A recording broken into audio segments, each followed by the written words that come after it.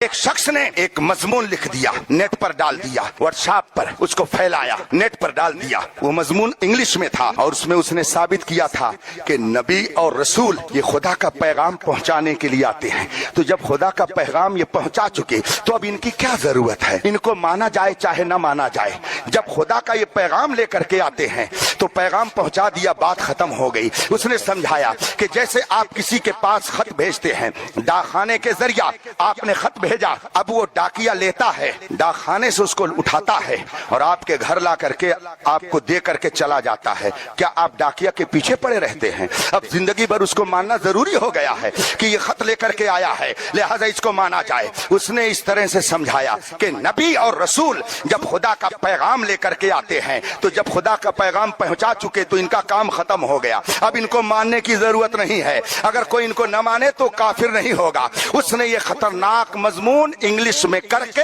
Workshop پہ ڈال دیا اور اس نے نیٹ کے ذریعہ پوری دنیا میں پھیلایا۔ بتاؤ مجھے امت مسلمہ کے ایمان کی حفاظت کے لیے کون قدم آگے بڑھاتا ہے؟ تاج الشریعہ کو جب معلوم ہوا، آپ نے پورا مضمون نیٹ سے نکلوایا، انگلش کا پورا مضمون آپ نے پڑھوا کر کے سنا، اس کے بعد میں اس کا آپ نے اردو میں ترجمہ کرایا، پھر آپ نے اس کا عربی میں ترجمہ کرایا، اس کے بعد آپ نے اس کا جواب لکھا اور جواب لکھ کر کے آپ نے اس کو نیٹ کے ذریعہ پوری دنیا میں پھیلایا۔ اس کتاب کا نام آپ نے کیا رکھا جانتے ہیں؟ سد المشارع علی من یقول ان الدین یستغنی عن الشارع، یہ کتاب کا نام ہے۔ اور تاج الشریعہ نے یہ ثابت کر دیا کہ قیامت تک نبی سے کوئی اگر جدا ہو سکتا ہے تو جان لیجئے وہ جدا ہو جائے مگر وہ مومن نہیں ہو سکتا ہے۔ خدا تک پہنچنے کے لیے نبی کا واسطہ ہمیشہ ضروری ہے۔ وہ جہنم میں گیا جو ان سے مستغنی ہوا ہے، خلیل اللہ کو حاجت رسول اللہ